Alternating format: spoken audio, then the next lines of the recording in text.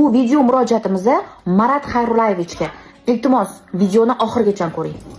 Men Xolmato Mahbuba 20 kundan beri больницадamiz.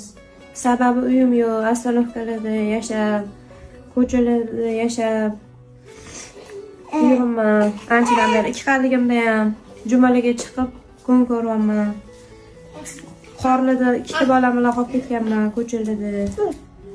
Reanimatsiyaga tushib qolgan 2,5 oylik qizim, keyin 1,5 yoshli. Mana shu больницada